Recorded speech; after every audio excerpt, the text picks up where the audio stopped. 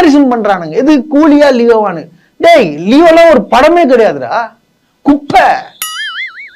ஒரு டைரக்டர் இல்லங்க இப்படி வந்திருக்கணும், இப்படி ஆயிடுச்சு, இது நான் இந்த டைரக்டர் நான் டைரக்ஷன் இதுல நான் பண்ணவே இல்லை, அசிஸ்டன்ட் தான் பண்ணாங்கன்னு சொல்லிட்டு பழி போட்டு போன ஒரு லோகேஷ் கனகராஜ் லியோ மேல. ஏன்னா லியோ வந்து அந்த அளவுக்கு ஒரு மோசமான படம்னு சொல்லிட்டு இது ஊரறிஞ்ச உண்மை. ஆனா இப்ப என்ன சொல்றாங்கன்னு பாத்தீங்கன்னா, லியோ வந்து நல்ல கலெக்ஷனா நல்லா வந்துருச்சான், கூலி சரியில்லையா, இதுதான் வந்து வேலைக்கு ஆகுது, லோகேஷ் கனகராஜ் படத்துலயே பார்த்தோன்னா இதுதான் வந்து வேஸ்டான படம் அப்படின்னு சொல்லிட்டு சொல்றானுங்க. ஏண்டா உங்களுக்கு எல்லாம் மனசாட்சின்றது கிடையாதாடா? ஏன்டா இப்படி இருக்கிறீங்க? அதுவும் இந்த மூணு குரங்குல 2 குரங்கு இருக்கு. 2 குரங்கு இன்டர்வியூவா போயிட்டு, அதாவது எல்லா யூடியூப் சேனலும் போயிட்டு லியோவை பெருசா பேசிட்டு கூலிய வந்து இதெல்லாம் வந்து லாஸ் ஆயிடுச்சுங்க, படம் ஃபிளாப்பு, நினைச்ச அளவுக்கு வரல, லாபம்லாம் வரல, இது லியோ வர வேண்டியது பாத்தீங்கன்னா இந்த மாதிரி ஆயிடுச்சு, இப்படி வந்து பரப்பிட்டு இருக்கானுங்க.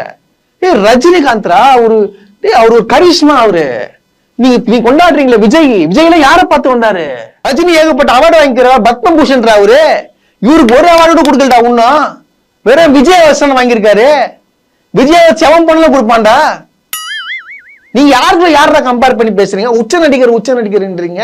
டே என்னைக்குமே ஒரே சூப்பர் ஸ்டார் அவர் தான்டா, அதை முதல்ல தெரிஞ்சுக்கோங்க.